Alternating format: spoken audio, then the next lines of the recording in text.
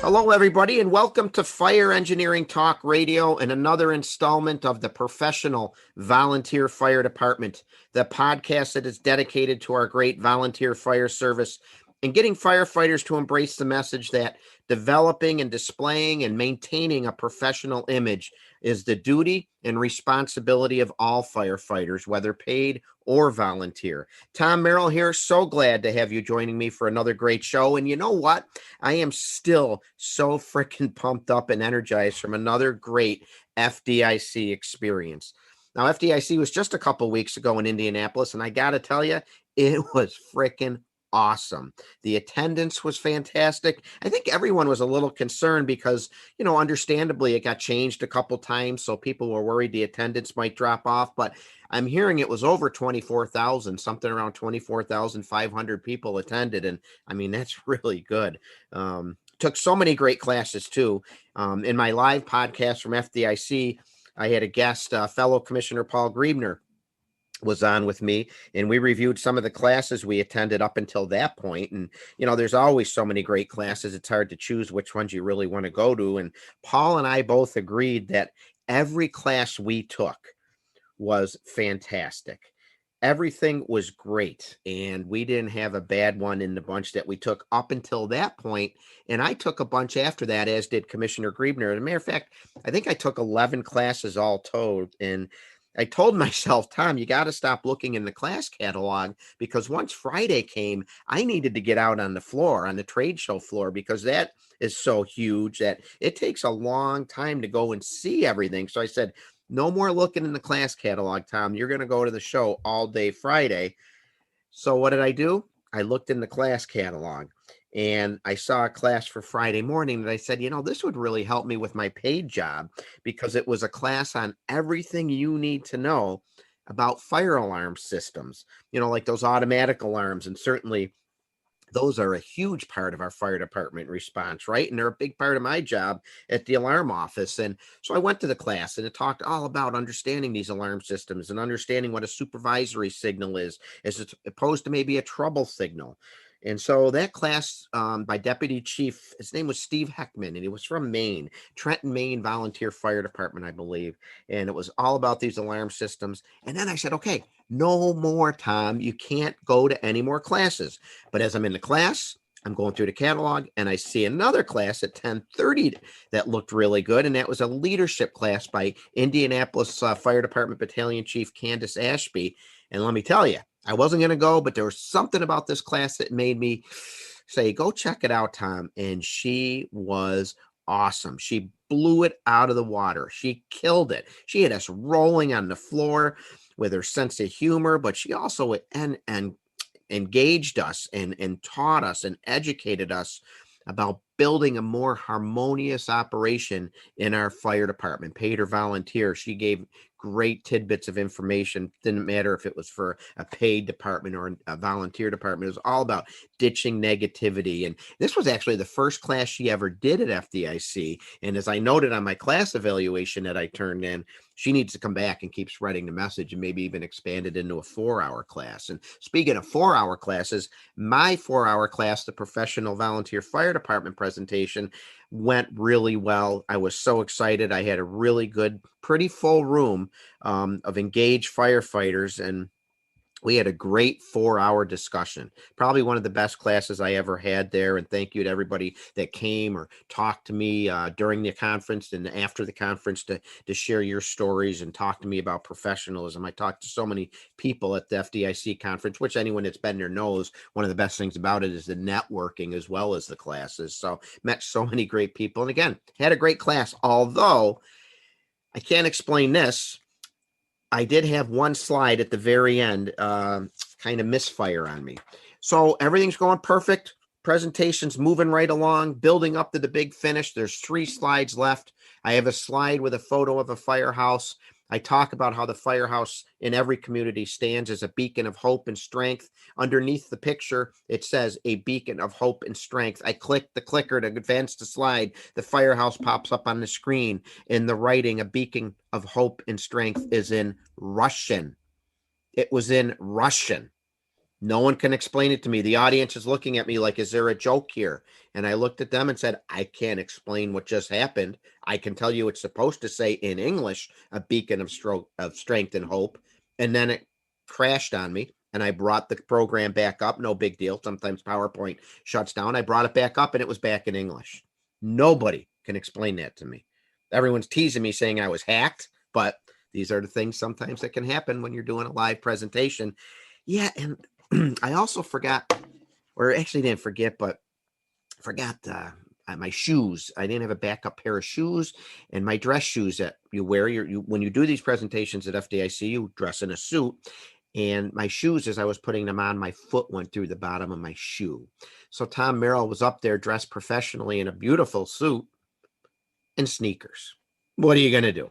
My wife told me that's what the young 20-something-year-olds are doing now. So I called myself a trendy 58-year-old trending guy. You know, I was wearing sneakers. It was very comfortable. I got to tell you that. But other than that, my presentation went really, really well. And everything aside, it was another absolutely amazing FDIC experience. So I'd really like to thank Chief Bobby Halton and Diane and Ginger and all the great people at Clarion Events and Fire Engineering who were involved with FDIC and provided me with the invitation to come back and again present. So thank you, thank you, thank you. And again, it was so great to see so many old friends, meet some of the new friends as well. Went to dinner one night with Chiefs Lasky and Salka, and I think most of you listeners are certainly familiar with these two great fire service leaders. You know, they've been teaching for generations now and written so many articles and also have great podcasts. I call them the rock stars of our business. They're the A-listers in our industry because of the impact they have and can have had and continue to have. But anyway, went to dinner with the Chief Lasky and Chief Salka, and Chief Lasky brought two firefighters from his volunteer fire department, the Wichita West Volunteer Fire Department, which is in Texas. And folks, you might not be aware that Chief Lasky is now serving proudly as a volunteer there in his hometown. So accompanying Chief Lasky was the chief of the Wichita West Volunteer Fire Department, Ryan Fetzer, and a captain, Chris Bashford. And, I was introduced to them, and it was great to sit and talk with them and share experiences and stories and compare notes about how we do things back home and how we do things in, our respective departments. And folks, that's one of the most amazing things about FDIC, and that's the networking and the ability to connect and share stories with so many other firefighters, so many like-minded firefighters from all over, not just the United States, but the world, and you know what? They're all true professionals, for sure. It's not only the rock stars like Chief Lasky and Salka that you can meet and talk with and get advice from and share some fun times with at these events. There's thousands of regular boots on the ground firefighters as well, all there to learn, all there to perfect this craft just a little bit better and bring some ideas and knowledge back to their hometown fire departments. And again, doesn't matter if it's staffed by career personnel or volunteers or any combination of that.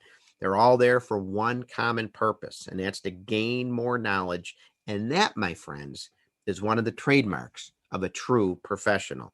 And I can tell you that after meeting these new acquaintances, you have a friend for life now. Every time I come back to FDIC, I tell my wife I just made like 100 new friends. And after you meet them, you see them walking around the trade show floor or in a class or out in the hallways outside the classrooms, and you smile and you nod and you start talking with them again, even a year or two later. You exchange business cards and you contact information and you stay in touch with people through the year. And again, the next year, you see them again and you pick off where you last left off. And then you meet even new friends. It's a freaking awesome experience. And it was that way this year as well, albeit a little different maybe with the pandemic and some of the changes that brought, but it was still a great FDIC experience nonetheless. And I can't say enough about it.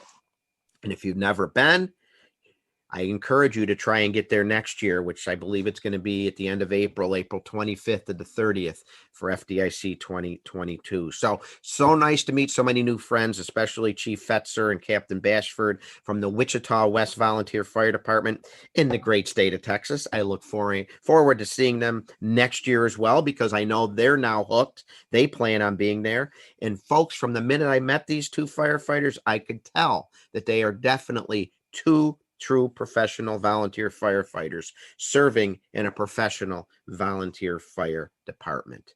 One other note of interest I wanted to share with you today. How does a free education sound to anybody out there that maybe is looking to further their education? Well, I just want to make you aware, our friends at the National Volunteer Fire Council, they have teamed up with Columbia Southern University, and they're offering scholarship opportunities to National Volunteer Fire Council members. This is the 13th year they've done it, and they're going to provide these scholarships for up to 60 credit hours toward any one of the many online degree programs they have. And they offer a wide range of accredited degree programs, including fire science and fire administration and safety and health programs, and so many more.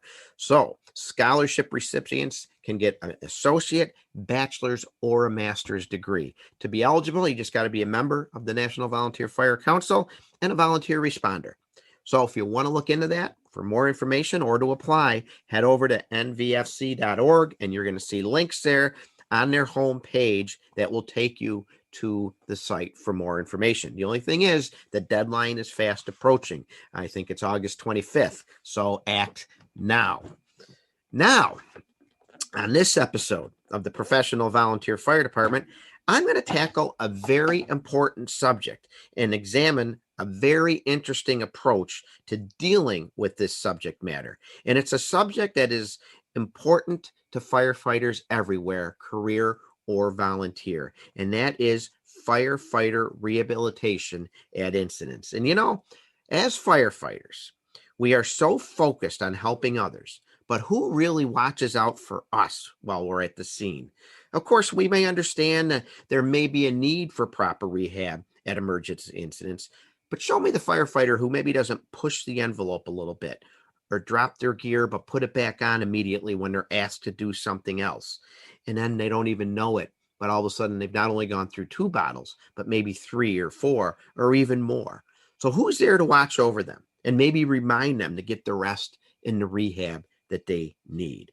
So I want to hear tonight from a specialized unit that's dedicated to rehab, a unit that is composed of all volunteer members and committed to delivering professional service to their local first responders. In fact, it's right there in their tagline, professionally operated by volunteers. I love that.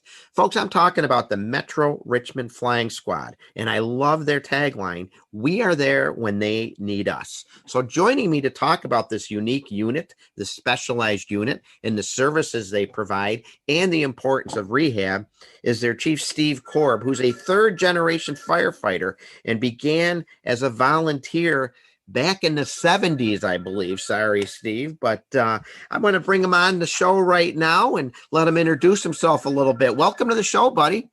Good morning, Chief. Thank you so much for having me this morning. This is my first podcast. If I happen to start speaking in Russian, then we got hacked. Then I have been hacked. That's you're yes, so sir. No one can explain that. Maybe the IT guy you got working with you can explain it, but I can't. So yes, thanks for being here. I really appreciate your time, and I know you're so passionate about what we're going to talk about tonight. And before we get into that, why don't you just introduce yourself? Tell people a little bit about you, your involvement with the fire service. I think you were career and volunteer, and so in 3rd generation, I think, right? Yeah, Chief. My grandfather started. He was a career firefighter in Cincinnati, Ohio, and he began in 1918.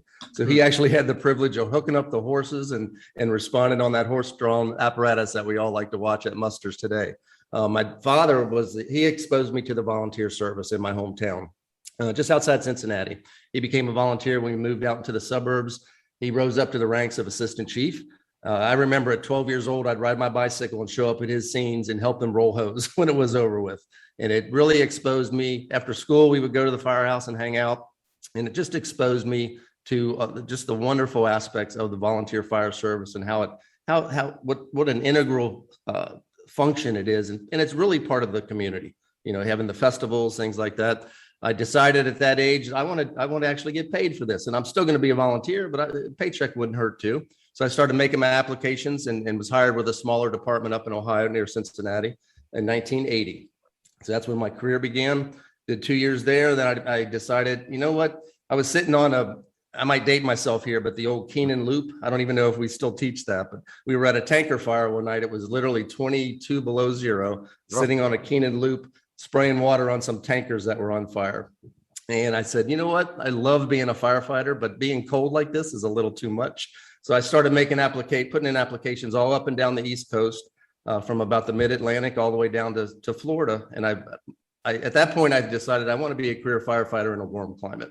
So the city of Richmond here in Virginia, we're the capital of Virginia, hired me in 1984, came here, went through the academy, went through probationary, all that, was assigned to one of the busiest firehouse in the city, which is Engine Company 5. Back then it was called Truck 41. Now it's that company's actually been disbanded, but it still is the busiest company here in the city. I was here a couple of years. I was on the list in Miami Beach, Florida. They called me. It was the middle of winter. I was doing a side job, putting roofs on the houses, and I said, you know what? Let me head down to South Florida and continue this career. So I ended up spending 26 years there. Retired back in 2010. Enjoyed every minute of it. When I retired, I decided to move back to the Mid-Atlantic and relocated back here to Richmond, Virginia. Nice. And like so many people in the profession, career, volunteer, both, you got hooked as a kid. That's just awesome. I love it. You're rolling hose, and the fire service bug bit you, and you were hooked and been involved ever since, which is my poor mother was the old plectrons would go off in the middle of the night, and the things she put up with, the house siren going off. And back in the early days, we just had the plectron and a house siren. We would write the address of the incident we were going to on a chalkboard, hang it in front of the firehouse. So if other members showed up late when the apparatus was gone, they knew where to go. So times sure have changed, and they certainly have evolved. That's true. We've come a long way, and you're to be commended for still staying so involved. I mean, you've got quite the experience there between the volunteer and paid and up and down the East Coast. And I think it's awesome too. Do you got any great photos from your grandpa from 1918? Because World War I's just ending, and they got horses still, and that's incredible. I do have a few. I'm a big history buff, especially within the fire service. I've probably got 10 albums at home. My dad has a whole file at home. And anytime I go back home to Cincinnati, we'll always swing by a disbanded old firehouse and just walk around. And sometimes we'll just sit there and think, wow, all the things that went on in this firehouse. That's special to me. If the walls could only talk, right? For sure. Absolutely. So before we talk about this unit that you helped found, I want to talk about the importance of rehab first. Back in the day, I remember at any fire I went to, I joined in 1982, and all through the 80s, when we had a working fire, afterwards we were, downing a Pepsi or a Coca-Cola. We even used to smoke cigars at the scene of what we called a good fire. I saw an interview you did on the local news recently where you talked about firefighters going at it like a professional athlete, right? You're going from 0 to 100 in 1/10 of a second. But on the firefighter side of thing, there's really no warning. If you're going maybe from sitting or sleeping, boom, and you're right into it. So I want to talk about the importance of this health and safety for our members. And we got to get our members not to view it as punishment, because I think sometimes it can be viewed as punishment if we tell people to slow down afterwards and go through some proper rehab. So I think we need to change the mindset, right, and get people to understand the importance of firefighter rehab, right? Absolutely. What you just mentioned, our bodies they're just not designed for a continuous, intense level of work that is being done during interior firefighter operations. So really, rehab it's all about recovery. It's just a period of time to come into the area and allow your body to get back to some normal limits. Let it cool down, let your heart rates slow down a little bit, get back to normal. It's not a punishment of any kind. And we always stress that. What our goal is to get you back into prime physical condition so that you can go back into that fire, but go back into it healthy and safe, and go home healthy and safe, and continue on and enjoy the rest of your life as healthy and safe. That's the main function of this. Boy, it's a great goal. It certainly is. I mean, 50%, right, of all line of duty firefighter deaths are, I think, due to stress and overexertion. And there's actually I think it was the last stats were 2019, over 60 line of duty firefighter deaths, and 30 something were due to heart attacks. So it's something to be concerned with. And I think there's an NFPA standard as well on rehabilitation. I think it's the NFPA 1584 standard. So a lot of information out there.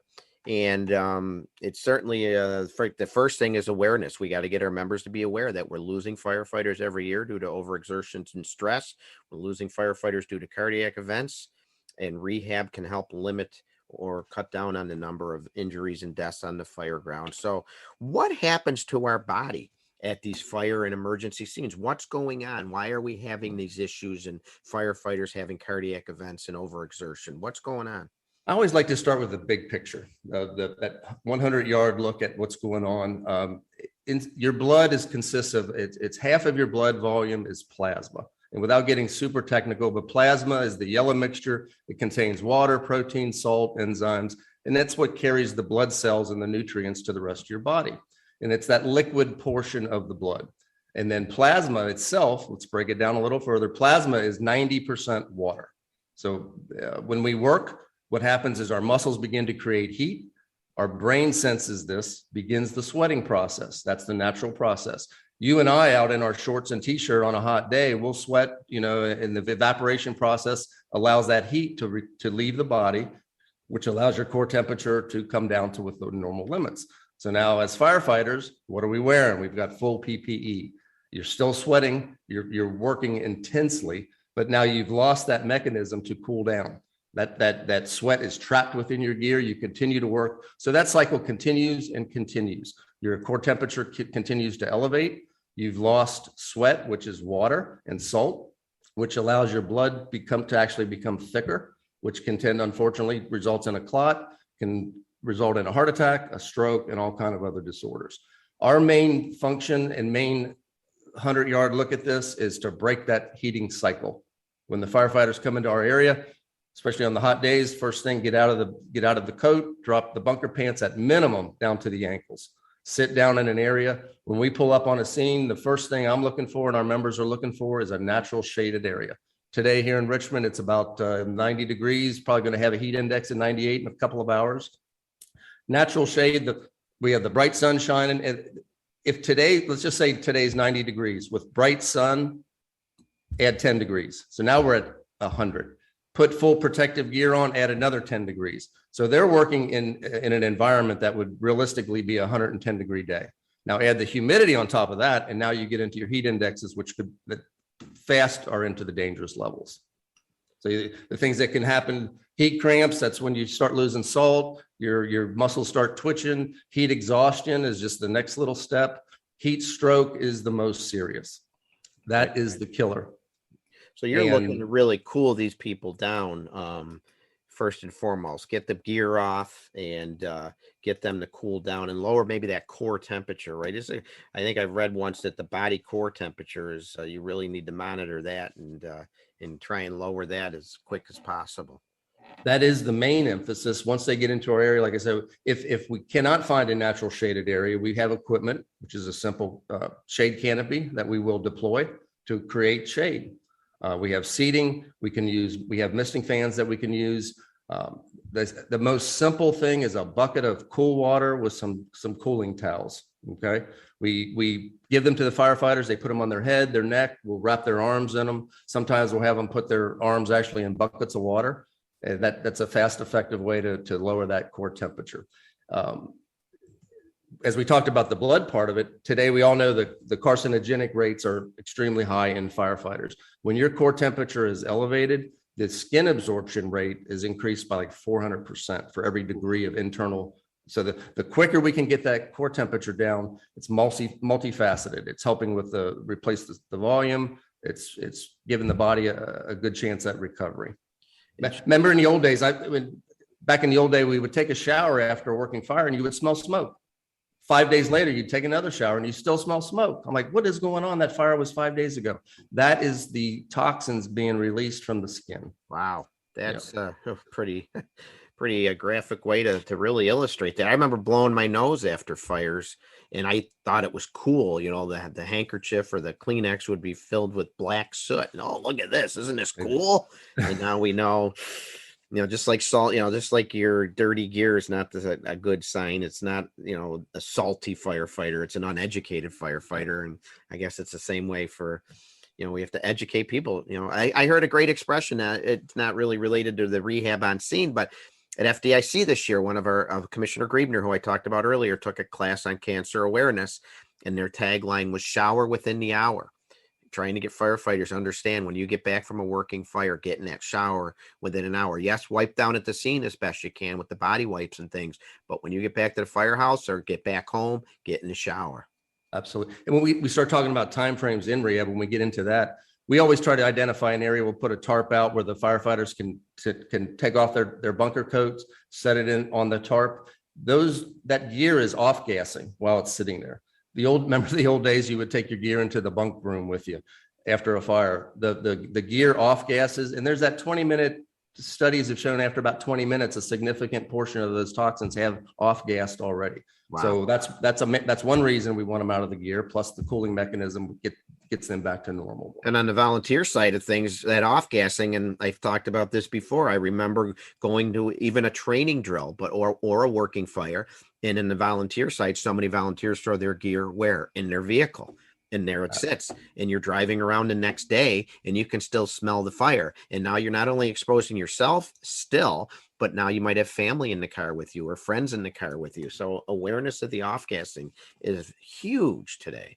Absolutely. Because cancer it's a tragic statistic. It's claiming the firefighters is out of control right now. But so why don't you walk us through a normal rehab, a working fire or emergency incident that's prolonged and members are in their gear and you show up on scene. What's a good base guideline for proper rehab? Again, I know I think the standard's NFPA 1584 that can give our listeners some more information, but why don't you walk us through a base rehab assignment that you would do with your crew? What do we want to do with these members? I know you mentioned a little bit about finding a cool area, but what are some of the other things that you do? Like you said, the NFPA 1584, that is the guideline, and it is a standard now. It started out as a recommendation. So we follow it to the letter of the law. First thing in my mind, when we're going to the scene, just like as a firefighter, as you're going to the scene, you're listening to the on-scene radio traffic, you're making a mental picture of what's going on. The first thing is the safest way for our apparatus to approach the scene. We're listening to where the lines are being laid. We're coming in and trying to come up with a little plan on coming in we want to be at least obstructive to the active fireground operation. We're normally there last. It takes about 15-20 minutes for us to arrive on the scene. Once we pull up, we'll literally do a rehab size up. What type of event are we dealing with? Is this a room and contents where it's going to be an hour-and-a-half event? Or is this a high-rise structure with fire blowing out of the 5th floor? We're going to be there several hours. Is this going to be an all-day, sometime possibly an all-week type of an event? So we do a little rehab size up to make sure we have our resources lined up. We'll pull up. The first decision is to locate the area, and it's called site selection. You want to be upwind and uphill from the incident, so there's no water running off into our area. Like I said, in the summer, we're looking for natural shade right off the bat. First thing we're going to deploy is our coolers to get the hydration going. That's the quickest thing we can get out. We carry both bottled water and sports drinks. We will locate it in that shaded area. If we do have natural shaded area, then the next thing is sitting. We don't want our firefighters sitting on the ground or on the curbs. We want them in a nice, comfortable chair. The chairs we use are a bit of a web design so that they allow airflow from both the back and the front, so that when the firefighters come to our area, they can at least sit down, start getting hydrated. We teach all of our members, we don't ask, do you want a bottle of water? We reach out and put it in their hand and smile, and they take it, and they're very thankful. So now they will sit down, they've gotten out of their gear. We have to try to have a controlled access point because there is an accountability component to this. Once they're being hydrated, the first phase is medical monitoring, and everyone thinks, oh, that's blood pressures, heart rates, things like that. It's not. Medical monitoring is our eyes looking at the firefighters and seeing, do they look normal or do they look sick? If they're bent over, If they're beet red, that's part of the medical monitoring.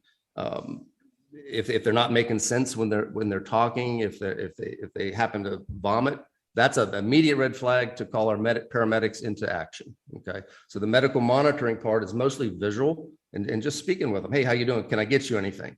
The next phase is that generally lasts about 10 minutes initially, and because every time a firefighter comes in our area, yes, their heart rate's going to be top way up there. Their blood pressure is going to be high. Their respiratory rate's going to be high. They're going to look tired. That's normal. That's a normal tired.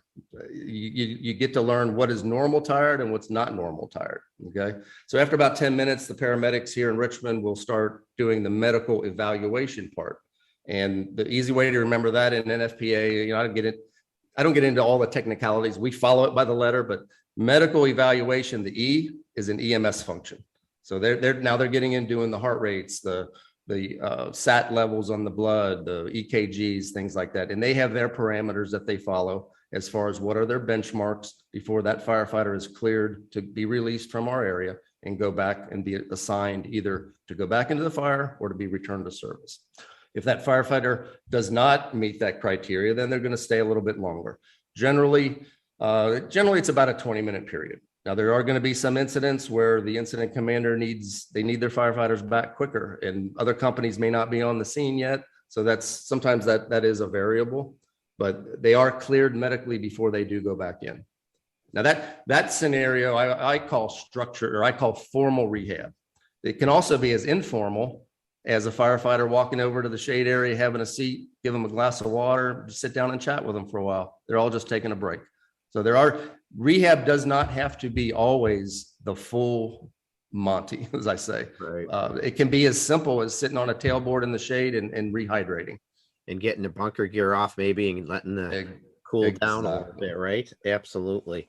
And I did hear too that with a little bit of my take on the medical, from what I heard, again, I mentioned earlier, is I know some agencies do temperature checks because oral temperature, from what I read, can be a good indicator of what your core temperature is and if there's good blood flow.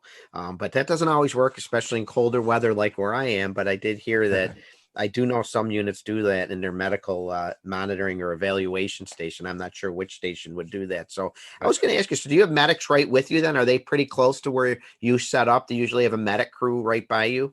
Yes, Chief. When we pull in, we try to look for the ambulance. Here in Richmond, it's called the Richmond Ambulance Authority. We will team up with them. They are dispatched on all box alarms, all working fire reports of. We will team up with them. They do all the medical evaluation part. They do the tympanic temperature where they do the ear. So they check that. They check all the vitals. And backing up just a little bit, the placement of the vehicles, you always want to make sure that medic unit has a way out if something happens where a firefighter needs immediate transportation. No box. Again, back to that site selection and placing the apparatus is very important. Yeah. You ever get firefighters say, I'm hungry, give me some food? Do you guys bring any snacks or? We do. That's about the step 4. Once we have them in a cool spot, once we have them hydrated, once we medically monitored them and evaluated them, we'll put out our luscious snack table. We have peanuts, crackers. We try to stick with mostly heart healthy snacks. We have some gluten-free snacks. We have fruit chews. We have actually individual packets of tuna salad and chicken salad that have a shelf life of about 1.5 years. They're very popular.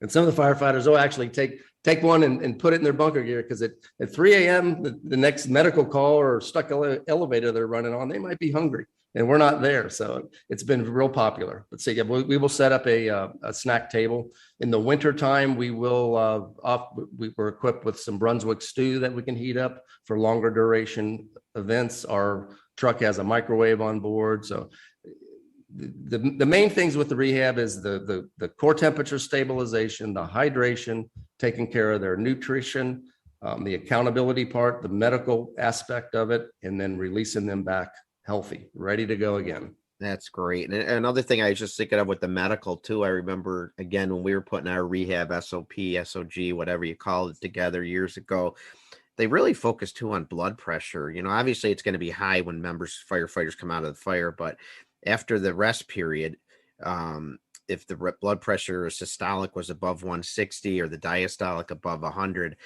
The recommendation was that they don't release them. And I know that's more of a medical call, but do you guys have, is there any baselines on that? Do you know that your medical people are looking for with the blood pressure? They have a flow sheet that they follow. I don't know the exact parameter that, since they handle that here. We are under the direction of, in Richmond, we fall under the direction of the safety officer. So safety officer is always on scene. He's a battalion, he or she's a battalion chief level officer. So they are considered the rehab manager. As far as rehab has its own ICS set up too. You have the rehab manager supervising the entire operation. Then you have the medical group and then our group. Gotcha. And are you monitoring people for how often they've been at rehab? Are they coming in after every battle? And is there generally speaking, on the formal side of rehab, when the incident commander is in charge, as we know, of the entire incident, the incident commander will assign, okay, engine 5, report to rehab. Then the accountability process takes place. There's a transfer of accountability. We assign our own accountability officer, because just once they come out of the fire, something could happen between the time they get from the fire to our area. If something went on, some type of an explosion, building collapse, whatever, they need to know so-and-so command to rehab, who do you have in your sector to account if someone happened to be missing. So there is accountability component. Yes, sir. Gotcha.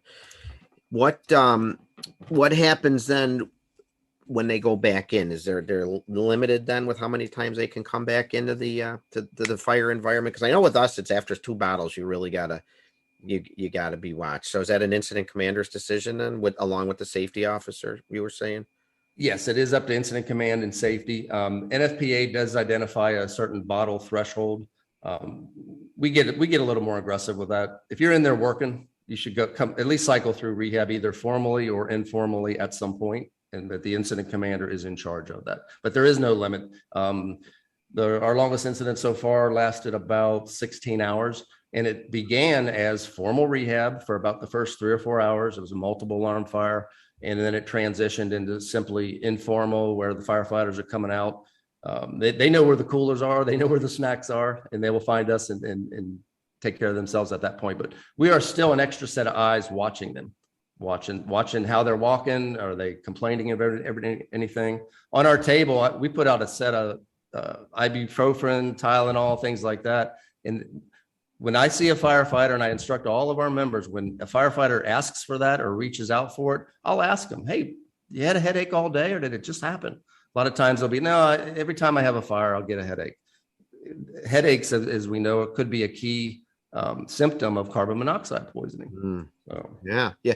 And how many times, I remember, I think it's Chief Gary Ludwig, who was the chief of the International Association of Fire Chiefs, I believe, a couple of years ago. But they had an expression that he introduced: if you don't feel well, say something, or something like that. It's the bottom line is how many firefighter line of duty deaths have occurred, and were prefaced with the firefighter coming out of an incident and just not feeling well, and people saying, "Oh, go lay down," and they check on him hours later and he's passed away. So I think what you're saying is so important. It's the awareness of how members are acting, what they're saying, how they look, and you're an extra, like you said, a perfect extra set of eyes and ears for that.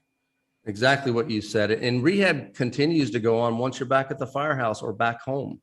If you're a career fire department or you're volunteer on a duty crew, your fellow firefighter better than anybody. If they're not acting right, talk to them. If they're not if he's like, oh, I don't feel good, bring it to someone's attention. There's something in this, they're doing studies on it. There's something about that first 24-hour window after an incident. There's so many NFPA stories out there where the firefighter goes home and is tired. They've been working all night at a fire and they suffer some type of medical emergency and pass on. That's just a tragic statistic. Right. Rehab doesn't stop when you pick up from the incident. And that includes hydration too. So we get back to the firehouse. Maybe we should avoid that pot of coffee right away and continue to hydrate. Hydration should actually begin the first thing in the morning.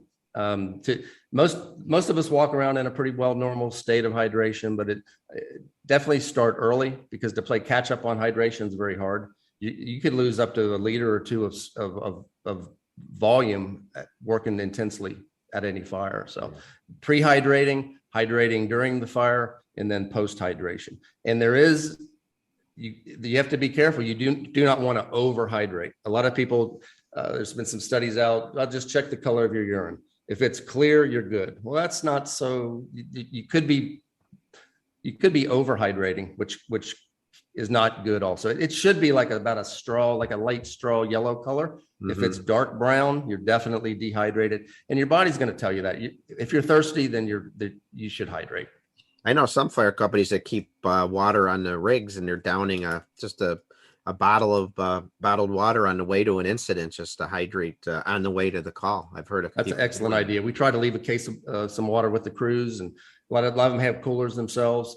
But you have to be careful. You don't want to, like I said, you don't want to overhydrate. Right. Your stomach can only process, because water is absorbed. It's not digested. So it's absorbed in the stomach. So if you have too much in there and you start working hard again, it could create some issues, with nausea. Be a little aware there, but it might not be a bad idea to keep a bottle of water. I've seen them in cup holders, actual cup holders next to the jump seats on some of the apparatus. And I guess that's an awareness thing. If you know you've been hydrating during the day, of course, you might not need it on the way to that incident, but it also serves as a reminder to the firefighter that maybe came in, drank coffee at the start of the shift, or when you came down to the firehouse, hey, you know what? I better drink some water. I haven't had much today. So absolutely, a great reminder of that. I read a recent study where the hydration part, we all know the importance of that.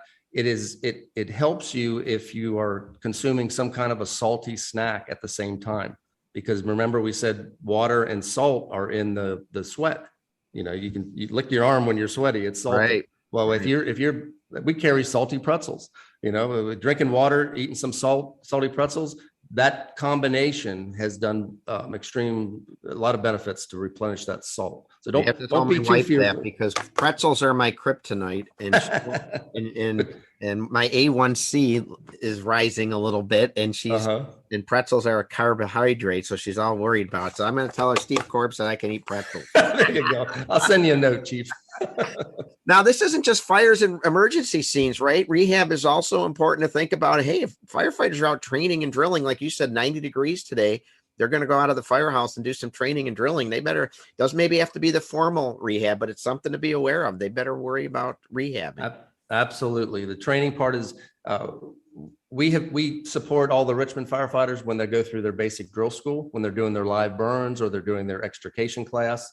That's a good opportunity for us to interact with the new recruits and start them out so that they understand that it's not a timeout. You're not being punished. We want you to go home safe. We want you to retire and live to be 100 years old. Right. So that's a good opportunity to start at the beginning, because there is some mindset still out there. Oh, we didn't need this. Yeah. You didn't need it, but man, you do need it. Same people that say we don't need SCBA or protective hoods and that type of stuff. And here in Richmond, we're getting into doing some duty crews. So if we hear a natural gas leak where they're out evacuating patient or people, and it's a working incident, we will swing by and hydrate them while we're out and about. So tell me about this Metro Flying Squad. I think it just started a few years ago, right? So why don't you talk about it? I love what you said. I know you did a recent interview on the newscast I happened to catch, and I'm going to put a link for that up on my site when the show's finished. But I think you said something like, once you're a firefighter, you're always a firefighter, and it's your way of giving back to the men and women that are still on the job. So tell us a little bit about this Metro Richmond Flying Squad and how it came to be, and what you're doing in your area, because you're doing some good stuff. It's really taken off. I retired in 2010. You can only ride a motorcycle and hike in the mountains so long. And I miss the fire department. I miss being part of the fire service. When you start out at a young age, it's part of you for the rest of your life. So I'm living in Richmond, and it's a career department. I'm thinking, so I started talking to some of my former classmates. I said, what do y'all do for support? Who comes to help you with, drinks and snacks, things like that? And they really didn't have a formal group that does it. They do have an airlight truck that comes out with a cooler and some limited snacks, things like that. But they're mostly concentrating with filling bottles. So I started talking to some of my friends that were retired firefighters at the time, running the idea by them, and we had some interest. So we started it in 2017. I approached the city of Richmond fire chief, who at the time was Chief Daniels. His only question to me was, when can you be operational? And this was around Christmas Eve, I believe, of 2016. We went operational in April.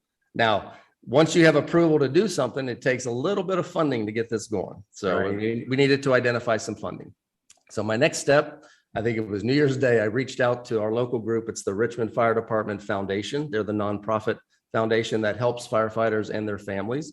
And I set up a meeting with their board of directors. We discussed the concept, and it was immediately totally agreed on, and they provided the money to get us started. We started with a donated vehicle, outfitted it with all the equipment according to the NFPA needs, and we were operational. When the chief asked, when can you be operational? This was back in December. I said, May 1st. I had no idea if we could even pull this off. May 1st. And we went operational April 30th. So we were one day ahead of time, and we actually came in under budget. So. Oh, that's great. That's great. Tell us a little bit about the Richmond Fire Department, by the way. A fully paid department, right? Yes, sir. It's the 6th oldest paid fire department in the country. Began being a career department in 1858. Wow. I don't have the exact date, but it started as all the older cities in the country. Started as volunteer, like in the mid to late 1700s. So there's a steep history here in Richmond. They became a paid department in 1858. It's all career. It's about 550 uniformed personnel running out of 20 firehouses and 25 fire companies. They run about, I'd say roughly around 200 working fires per year, probably another couple hundred working incidents. And the way the city's divided, we have the James River. It flows right through the middle of the city. That divides north and south. James Rivers has some class 3 and 4 rapids, so it's popular with kayakers. We have a really amazing, aggressive water rescue team. Any weekend when it's warm out, the water rescue team can expect to be out on the river, rescuing people off of rocks, people that get stranded, kayakers that get in trouble. And the water rescues, we do support those also. We don't go out on the river. We don't have boats, but what we'll do then is we'll stage where the launch points are, where the boats go in the water. So I'm just curious because I'm a fire buff and I love to learn about different departments. And just slightly off topic, do you know what their manning is on the rigs? How many personnel are on pumpers and ladders? Yes, sir. City of Richmond does 4 and 4. Oh, that's great. Four on both the engines and the truck companies. We have specialized units, hazmat unit, 2 technical rescue teams, 3 water rescue teams, 4 battalions, safety officer. They're part of the regional technical rescue team, which consists of the city plus all the regional counties in the area. So very aggressive department. They support us 100%. Do they do, and this would be important for rehab too, and it's, they do 24-hour shifts where they, fatigue could enter into it, or do you know? Absolutely. They have a schedule. It rotates 1 on, 1 off, 1 on, 1 off. There's a different cycle. Then they build in some 4-day breaks and some 5-day breaks. But they're doing 24 straights? Yes, sir. Wow. Yeah. So that's something they run first response on medical calls. As we know, 80-90% of the runs now. In Richmond, they have the Richmond Ambulance Authority. That is the primary paramedic advanced life support unit. But our fire companies are very busy running first response. Very interesting. Very interesting. And I know, back to the flying squad, where's the name come from? The Metro Flying Squad. That is such a cool name. And there's got to be a history with that. Oh yeah, I can credit retired fire captain John Hynett. He's our historian. We have some history books out there. I've got them all. The original flying squad was formed back in June in 1965, and I actually have the time at 1727. It went into service. It ran out of Firehouse 1. Some good record keeping there. And if I got that time wrong, Captain Hynett would be on the phone when this is over. Okay. So, it started with Captain Longst. It was a 9-man company back then, primarily a manpower squad. There were 2 shifts back then. One was led by Lieutenant Birch. The other was Lieutenant Pemberton.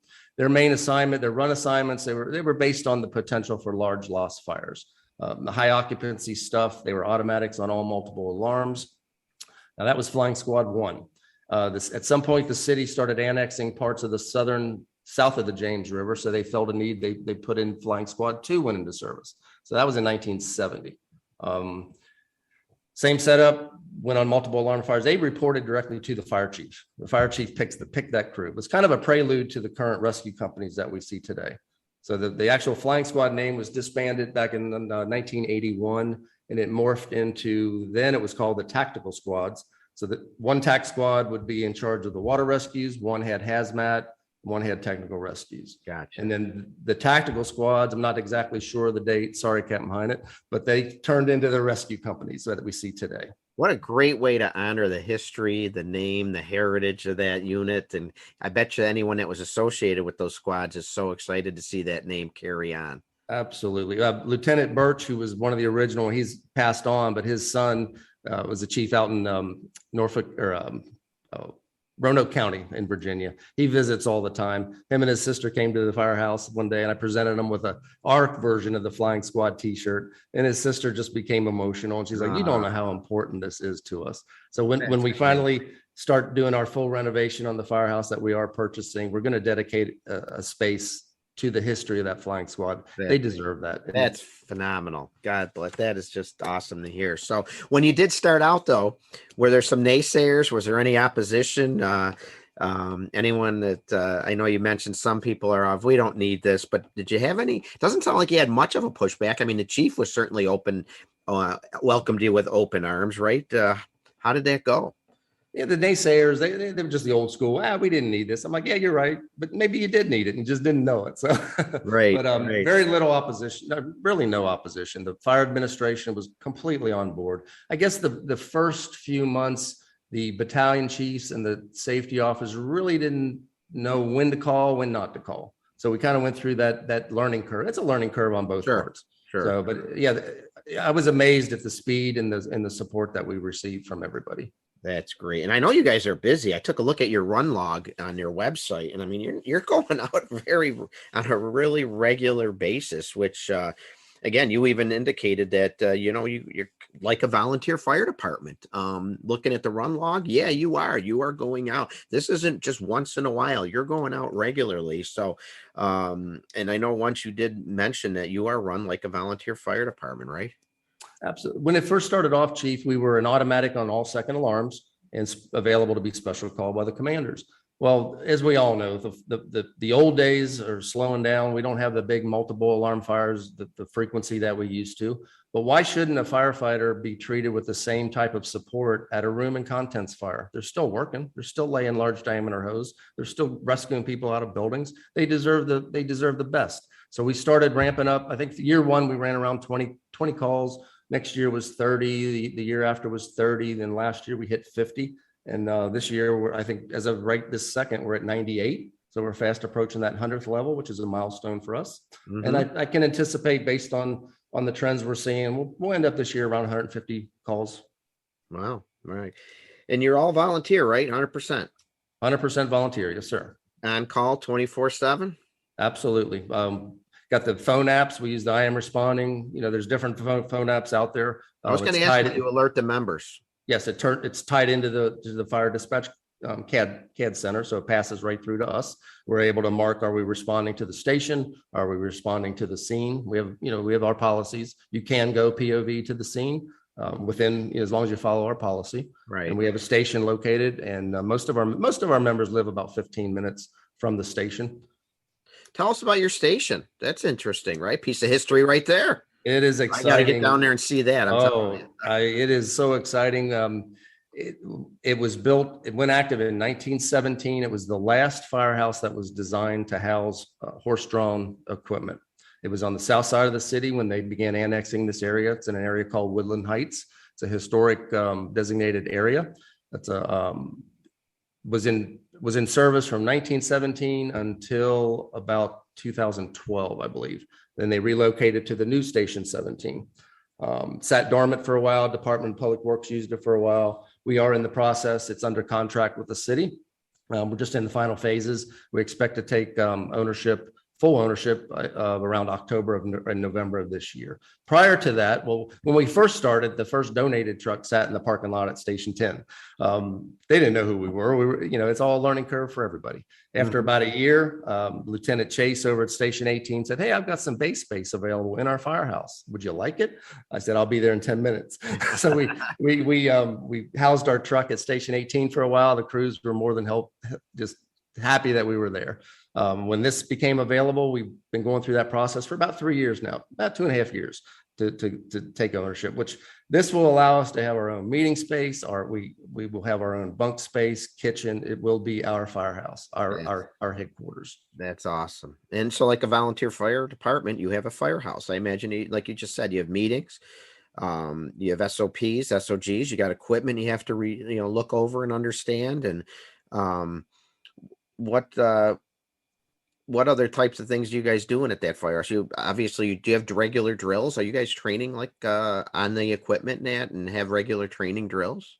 Absolutely. The last Monday of every month is our training/meeting night. So depending on what's going on, if we have to relay information, we'll have a business meeting. Training wise, we're going to be familiarization with the equipment. We have an onboard generator, so we're dealing with electrical deliverance. We have an apparatus. It's a wheel coach. It looks like an ambulance. It was bought from it was a fire police vehicle. For those familiar with the fire police operations, has an onboard bathroom. So we just go over all the systems. If a new policy comes out, we'll discuss it to make sure that everyone is clear. We're always stressing safety. I always tell our members, we have 30 members and we have 30 safety officers. I want to keep our eyes on the scene. As we all know, fire scenes are constantly changing. It's a dynamic situation. There's a lot of things going on. We're out in the roadways, we're on the interstates. So we will just go over procedures, policies, things like that. Yes, sir. And like a volunteer fire department, you have a training officer? Yes, we do. One of my lieutenants, Greg Neiman, is my training officer. Yes, sir. We use ranks, the rank structure of chief, assistant chief, just like the fire department. Some groups like ours, there's about 60 in the country. They'll use president or vice president. Neither one is right or wrong. We just chose to go with the ranks because we are on fire incidents and police incidents, and those officers are familiar with the rank system. They may not be sure as a treasurer ahead of the secretary, but they know what a lieutenant, what a captain, what a chief. That makes perfect sense. That's a great point there. Now, can anyone volunteer? Do you have certain criteria for bringing members into your organization? Again, similar to a volunteer fire department, right? You have to recruit volunteers. So what are you looking for? Do you have to have minimum standards of anything? Do you have to have been a firefighter? No special requirements other than one big one, and that's have a heart of a volunteer. I want to be able to come out and be a volunteer. 18 years of age on the technical side of it. You have to be 18 years of age. We go through a background check. We do a DMV driver record report. It's a 3-phase process. The first phase is strictly the application, where my recruitment and retention committee processes the initial application. They check the references, all that stuff. The background check comes in, then they proceed over to phase 1, where they're invited to attend our scheduled events. They're not allowed to come on scene, actual emergency incidents yet, but they're allowed to come to our scheduled events. Sometimes we'll be out doing a public relation event or a fundraising event. That gives the applicant a chance to get familiar with us. It gives us a chance to get familiar with them to see if this is that perfect fit. Once they complete phase 1, that generally takes about 30 days.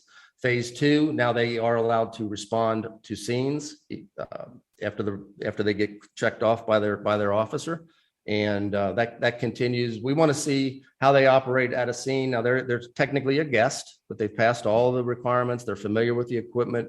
They can function as a helper on the scene. And then once their officer or the officer of that incident checks them off on 3 incidents, we want to see, can they move the equipment okay? I mean, we don't deal with a lot of heavy stuff, but a cooler full of ice, that's some weight to it. How do they navigate around a scene when you're getting over large diameter hose and all the things that are going on? The professionalism side, we stress that we stress that enormously. We want to see, do they have that? Are they acting as the professional yes. And then after that phase, then they enter into a probationary period, which lasts 9 months. And now they have full response privileges. They're continuing to be evaluated. If we see any weaknesses, we will address that with them one-on-one to get them up to speed. We want them all to be a part of this. And then after the 9 month, they're presented as a vote, and we present them their badge and their flying squad wings. And we transition, like I said, being a new organization, we started out, hey, just show up at 2 events and we'll vote you in. Well, that we revamped that. As we know, we want our members to have skin in the game. We want them to feel that they've earned the privilege to be a flying squad member. That's why we have kind of revamped our system, and it's been working well. So that day, that's one of my happy days when I present a new member and can hand them their badge and their flying swing wings and welcome aboard. I was going to say that's really cool. That's got to be a really good source of pride for them to earn the flying squad wings. I would imagine that's a big deal for them.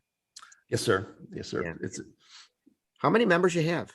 currently right now we have 26 on the books, and we've got about 8 members now in the application phase.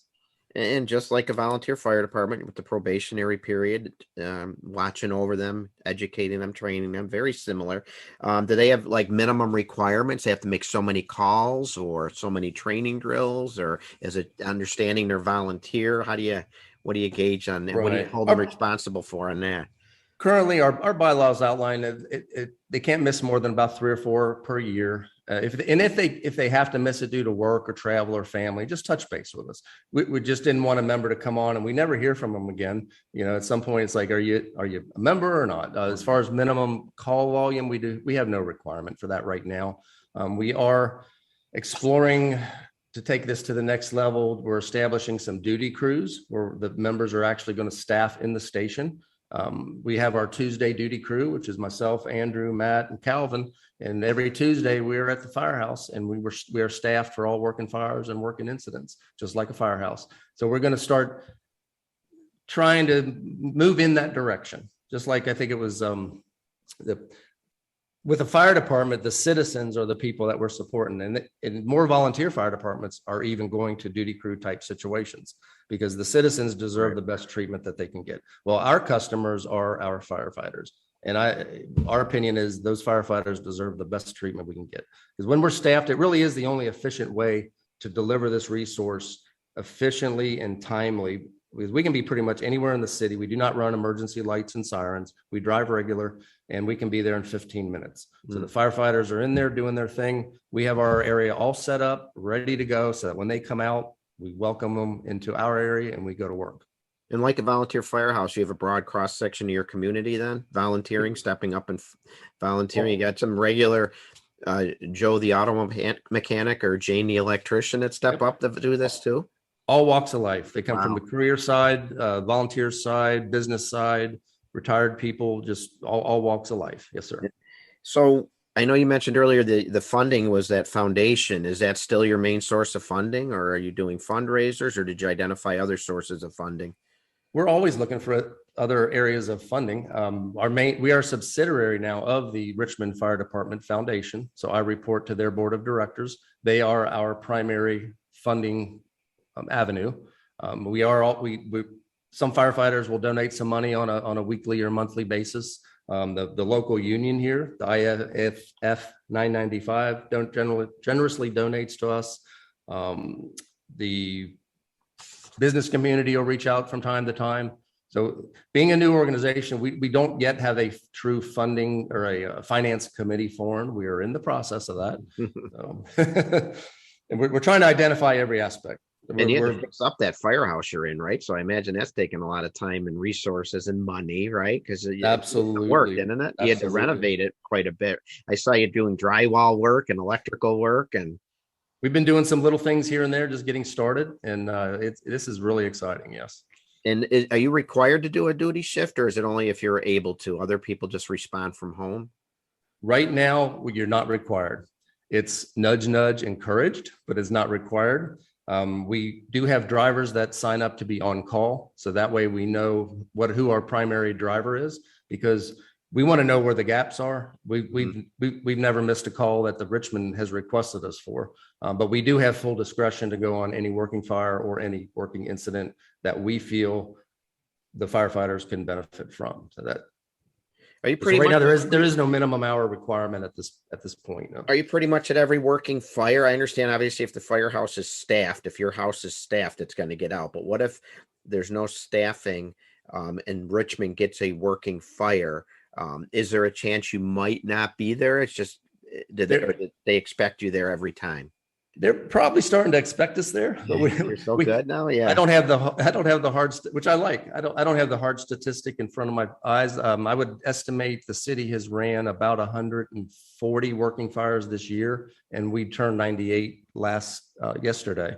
and the day's not over. So we're going to do a little promo thing on our Facebook page when we hit that number 100. That's a milestone for us. And there's other groups. There's a group up in Philadelphia. They're running 780, 800 calls a year. Wow. And we're trying to mimic their program. Now they've been around 100 years. We've been around 4.5, but they are staffed 24/7. The Philadelphia Second Alarmers run a amazing group up there. Wow. And then again, are you monitoring the radio? I know you said you use I Am Responding, but is it just listening to the radio, or does the dispatch center make sure they're notifying specifically the Metro Flying Squad? Hey, I don't know if you heard this, but there's a second alarm in progress, or even a working fire in progress. Currently, on any second alarm, we are a recommended unit, which is an automatic. So we are notified at that level. We are also notified anytime there is a working fire.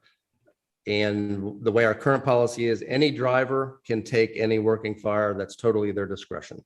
Now, like today, I'll probably be staffed here until it's going to be pretty warm today. We're going to be staffed probably till about 6 o'clock this evening.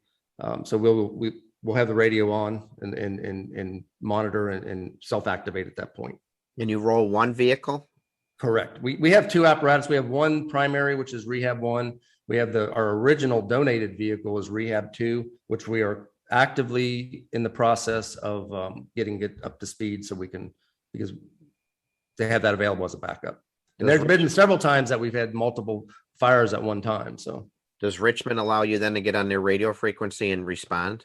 Absolutely. Yes. What we'll do is, if something came in right now after the podcast, we would mark up on the air, Richmond from Rehab 1, please add us to the XYZ working fire and show us en route. And then they add us into their CAD system. Yes, sir.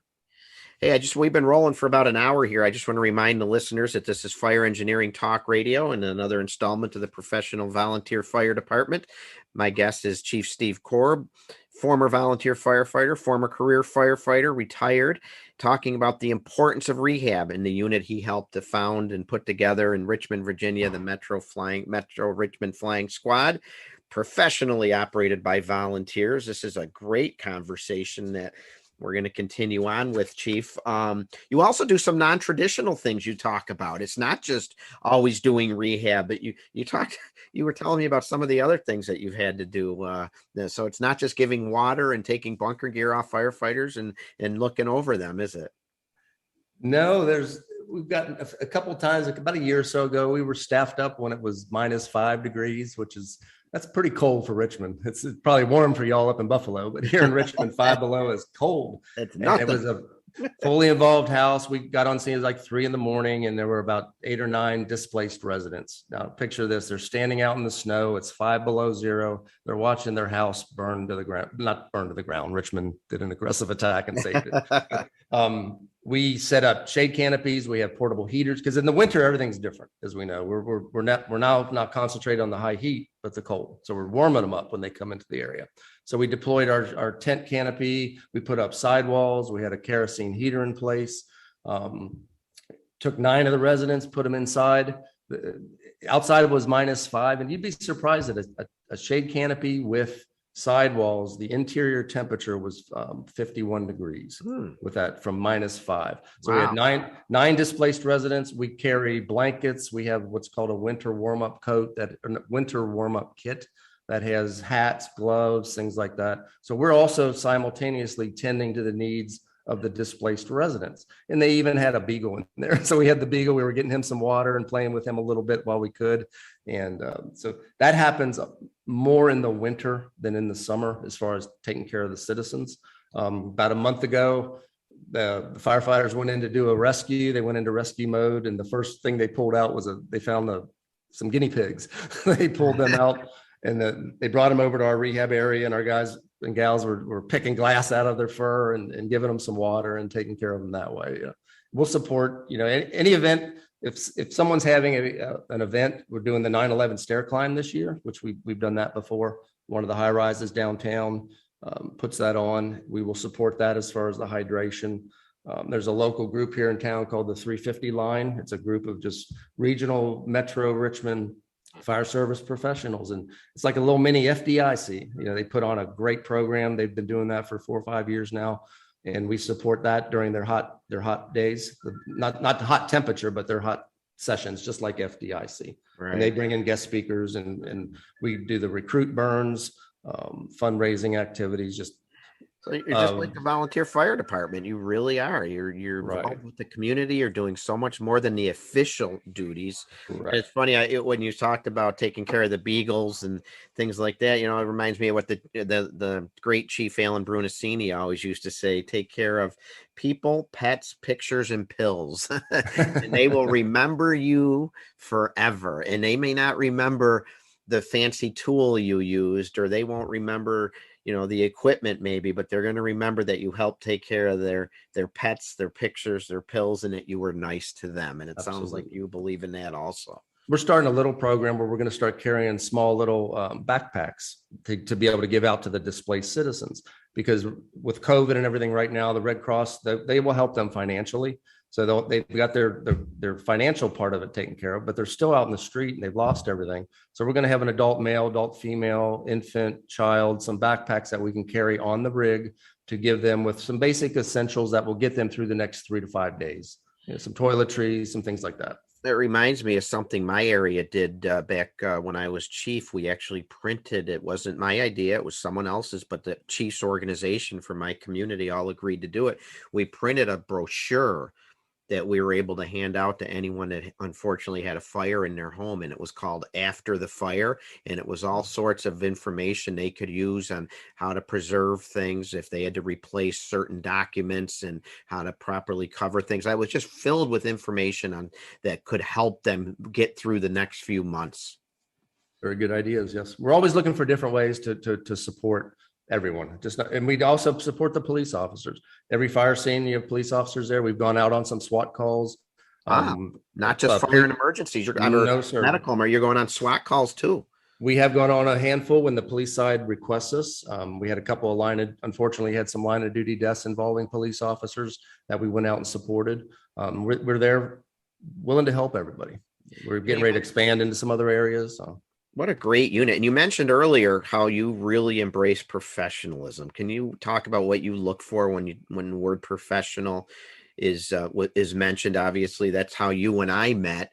You came to my class. You started following my information on my sites, the Professional Volunteer Fire Department, and we exchanged a lot of ideas. And you came to meet me at my FDIC conference. And you certainly really do embrace that no matter what, you should always be professional. So what are you looking for in your members? I totally agree with your concept that being a professional has nothing to do with a paycheck. And my members will vouch for this. If you want to get me riled up, just use this as an excuse. Oh, I did it 'cause I'm just a volunteer. Oh my gosh. Right. Professionalism to me, it's how you carry yourself both on duty and off duty. When you're wearing our Flying Squad t-shirt, people don't know that we're a support group. They assimilate. We have the Maltese cross on there. They assimilate us. That person is part of the fire service. So the way you handle yourself off duty, being respectful to people, just the entire gamut. Gotcha. It has to come from within, I believe. Like you say, paycheck has absolutely nothing. My wife says I'm really good at creating work, and this has turned into probably quite a few hours of a week, as you know. So it's mainly an internal. It's like a mindset. Mm-hmm. Yeah, for sure. But what about for the listeners that they understand the importance of rehab? They understand that they need to get their members cooled down and hydrated and looked at and watched over, but they don't have the resources that Chief Korb has. They don't have a dedicated unit in their community. What can a volunteer fire department do to get some basic rehabilitation taken care of for their members? What advice would you give?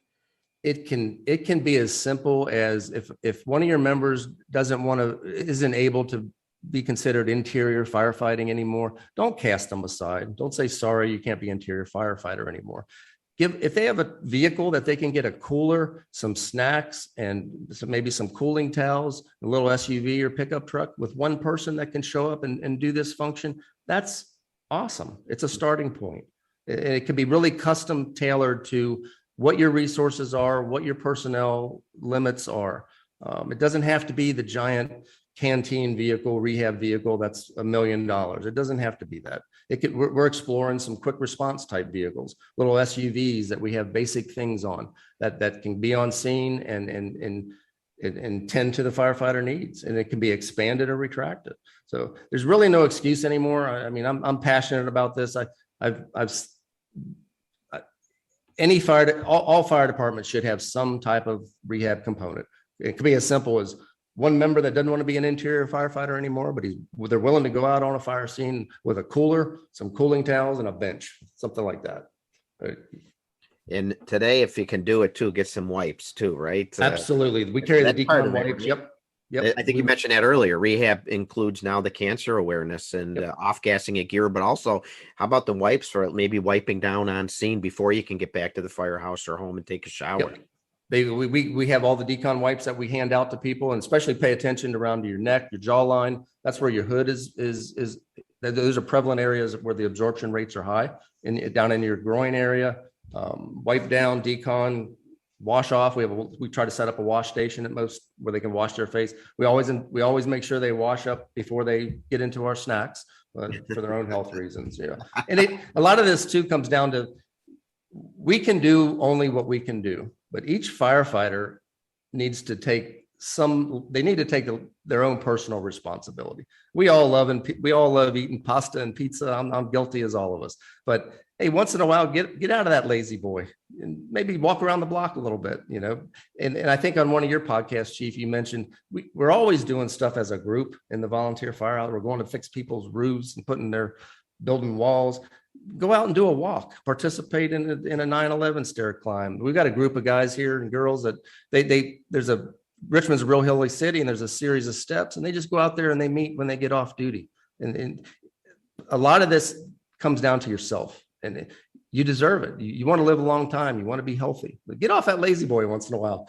And like you just said, do things together. It builds team camaraderie. And do you do things like that in your firehouse there? Do you do dinners or meals, or do you exercise like you mentioned together? Do you do team building activities in the firehouse or as a group outside in the community? This being so new, we are starting to we'll order food, order takeout, or we'll put something in the crock pot for our monthly meetings. We have the 9/11 stair climb coming up. There's a couple of members that are talking about forming a team. So yes, just be active, get your body moving a little bit. Right. You get acclimated, especially when the seasons change. When you're going from that winter time into the summer, you're not used to the heat. You're not used to that humidity. So start preparing early and stay prepared. Get off that lazy boy once in a while, guys. No, trust me, I love my lazy boy. Don't get me wrong. I'm not preaching to anyone, but no, for sure. And like I said, we want you all to go home safe to your families and live a long, happy life and have all those memories of the great fire service in your head for forever. And that reminds me of what you said earlier when you were talking about how you're treated by firefighters. I got a comment that you mentioned that's your they couldn't be more appreciative in your area, and that's your pay. That's your volunteers' pay, right? With the thank yous and then seeing everyone get back on the rigs and safe and sound back in their firehouse. That's your that is my payday. And a special thanks goes out to all of our spouses. Every member has a spouse or significant other. They're the ones putting up with the 3 a.m. radio chatter going on.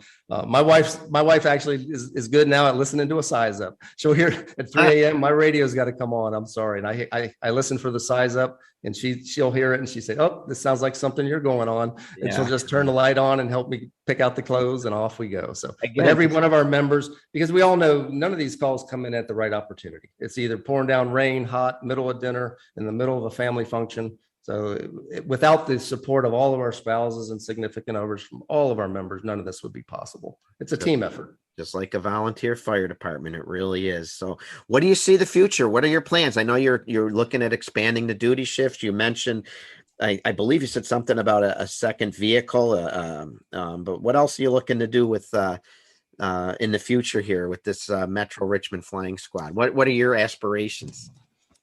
Our original aspiration was to cover the entire metro region in Richmond. We're happy to announce last week we entered into a memorandum of understanding with the county just to the north of the city. It's the Henrico County Division of Fire. Chief Alton was very supportive. It's a totally career department, about 21 stations, another 550 uniformed personnel. So we are now providing service to the county, which has drastically expanded our coverage area. The city of Richmond's about 65 square miles. The county's another 250. So now we went from 65 square miles to 300. And you may go from 100 calls to 1,000 like overnight. But, yep, we're going to see where this goes. But our members are all committed to do this. We approached them. This was about a 1-year process, talking things, and all the members were supportive. They all share in on our vision. And we're not finished with Henrico County. The way the Metro Richmond, the counties that surround the city are predominantly career. And then the next counties out, you have combinations, volunteer, career. But right now it's the county, and then we're just going to get that operational and work the bugs out again on that and keep it rolling. That's fantastic. What just, you're to be commended. What a great service you're providing. Again, people, I think, understand that rehab is important. That some places just haven't obviously put the resources into what you've done, and what a great program going on there in the Richmond area. And didn't I hear, didn't you sit down and chat with the great Chief Goldfeder even about your program? Did you not, or were you just visiting him recently? I think you sat with Chief Goldfeder recently, didn't you not? I was back in Cincinnati visiting some family, and Chief Goldfeder with the Loveland Sims department. They have a emergency resource unit, emergency service unit. That's ESU. That was Chief Goldfeder's main project, or one of his projects. And he agreed. What a gracious man. I've never met him before. He came. We went out to lunch. We reviewed their entire program. He's very helpful, very helpful. Recently, I was up in Columbus, Ohio. They have a group called Box 15, same setup as us. They've been in existence since they're approaching their 75th year in business, all volunteer. And they just recently raised enough money to buy their own truck with corporate donations and firefighter donations in the city of Columbus, Ohio. So there's about 60 groups similar to ours. I was going to ask you how many other groups are out there in the nation. I know you mentioned the Philadelphia Second Alarmers. You just mentioned the Box 15. So there's other agencies out there. It's about 60 that are doing what you're doing. There's about 60 broken down into several regions here in the United States and Canada. And it's called the International Fire Buffs Associates. They're on the website.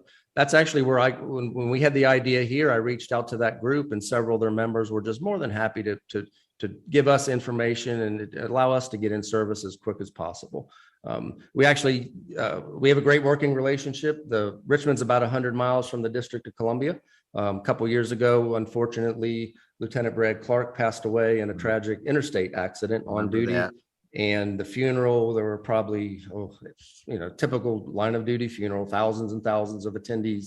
So we requested assistance from the District of Columbia. Their group's called the Friendship Fire Association. And I actually had to request mutual aid from their fire chief. I had to do the formal process, and they allowed them to come down. There's a group just south of us called in Petersburg, Virginia, called Support 6. The Second Alarmers in Philadelphia, a very active group. Providence, I mean, it just goes on and on. The Gong Club up in Jersey City, they're an old group, been around for many years. But yeah, the Philadelphia group, they celebrate 100 years in October, and they're having a nice little commemorative get together. I believe it's October 9th, somewhere around that time. And that group is running about 780 calls. Chief Massey up there has been very helpful. And the rehab circle of people is just like the fire department. I can pick up the phone right now and call Chief Massey in Philadelphia and say, "Hey, Chief, I'm running into trouble with this topic. Can you help me with that?" And he'll set aside what he's doing and say yes. And it's been very helpful. All the groups are more than willing, because we're all in the same boat. We're all struggling with the same things, and we're really struggling with the same things that all the volunteer departments are struggling with: membership and finances, and it's the same, really. Yeah, sure is. Well, great work there in the Richmond area and everywhere else that's doing this. And again, if your agency isn't close to one of these areas, there's so much you can do. Designate non-interior firefighters to start putting your rehab system together at a scene. Maybe get some coolers and some chairs and some snack bins and a canopy and some misters. Do you use misters as well to cool people down in the... Yeah. We have the misting fans. Some people use the arm inversion chairs or immersion chairs. I'm sorry. What works the best? I'm not slamming any industry, but a bucket of water and some cool towels. Just put them around their neck, their arms, is just as effective. The main thing, getting that core temperature down. And I'm a big component of passing it on. When I had the idea and reached out to the IFBA members, asking for help, more than willing to help me. I'm willing to pass it on to whoever wants to inquire, and maybe we can help them get started. And like I said, it doesn't have to be the full giant $100,000 truck. It could be as simple as someone with an SUV with basic stuff going out to the working fires and incidents. And they can contact me on my email, and I'll be happy to talk with them. Why don't you go ahead and tell them how to get a hold of you, Chief? If people had questions for you and wanted to talk about your program, you have a website, and they can also, if you want to provide your email and contact information, that would be great. Our website it's RVA, like Richmond, Virginia. So rvaflyingsquad.com. And my chief's email address is rvaflyingsquad@gmail.com. Reach out anytime, and I will be more than happy to help you all get started with something. That's the main thing. Just get started with something. When rehab came around, it was EMS wasn't sure how they wanted to handle it. The fire side wasn't sure how they wanted to handle it. It kind of fell into the voids. And this is all about your personal health and safety. So it shouldn't be in a void. And I know everyone's doing the best they can with the resources that they have, but I want to see every single fire department in this country have some level of rehab support. And Chief, you said it so well. You've had a couple good quotes, and another one I picked up from you. You don't even know that I stalked you to pick up your quotes, but fire rehab isn't glamorous, but living is.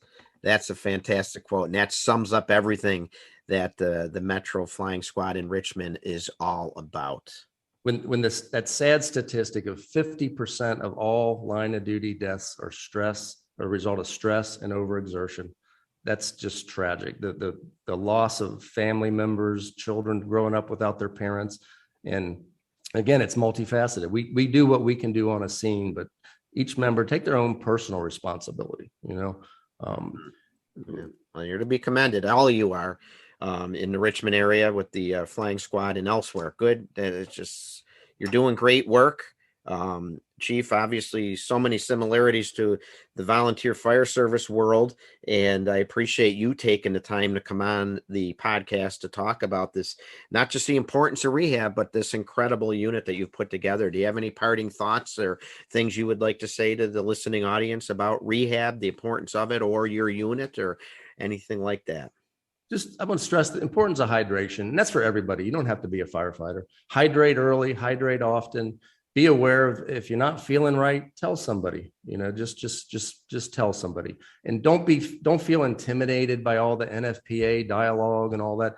Just reach out, give me an email, and we can evaluate your situation and just take it from there. Get something started, just something. And we started with, I used to call it 10 guys in a truck, a truck and a cooler. That's where we started. And we are to where we are now. Look what it led to. Just look what it led to. Incredible. Yes. Absolutely. We're not done yet. So that's great. Just like a good professional volunteer fire department, right? The best is yet to come. Yes, sir. Well, thank you so much for being here. Again, folks, if you want to reach out to Chief Korb, feel free to do so. I know he'll get right back to you. It's a lot of great information. The Metro Richmond Flying Squad. We are there when they need us. What a great line. Or professionally operated by volunteers. Fantastic information. Thank you so much for being here on this episode of the Professional Volunteer Fire Department, Chief. Thank you, Chief. I truly appreciate this opportunity, and I will look forward to next year's FDIC. We got some catching up to do. Yes, we do, my friend. Yes, we do. Folks, thanks for listening in to Fire Engineering Blog Talk Radio and tonight's installment of the Professional Volunteer Fire Department. I'd like to thank Fire Engineering and Clarion Events and Chief Bobby Halton, of course, for supporting my podcast and all the other great fire service podcasts that cover so many important topics in our fire service world. I'm so honored to be among them. If anybody would like to reach out to me, my personal email, give me an email, tamerrill63@aol.com. I'd love to hear about what you're doing in your volunteer fire department to maybe make it professional, some of the great programs you're working on. Please be sure to check out any of my social media platforms. the Professional Volunteer Fire Department on Facebook and Instagram and Twitter. I'm always posting information and articles and motivational words of wisdom that can maybe help us all navigate through the volunteer fire service world a little easier. I also have a YouTube channel where I upload all my podcasts in chronological order. Got some pretty cool historical videos as well. So please check that out. Give it a subscription and more coming. I keep promising you a new website and I am working on that. It is going to come soon. So I'd love to hear from you all. I'd love to talk to you. So feel free to reach out to me. My next show will be this fall, probably in the October area. I haven't been given the exact date yet from Fire Engineering. Going to be a very special episode. It's going to be my 50th podcast for Fire Engineering. I've got something really special planned. I hope I can make it all come together. So stay tuned for that. I will make sure I post information as that gets closer, and I will be back with you to again talk about our great volunteer fire service. So thanks for tuning in.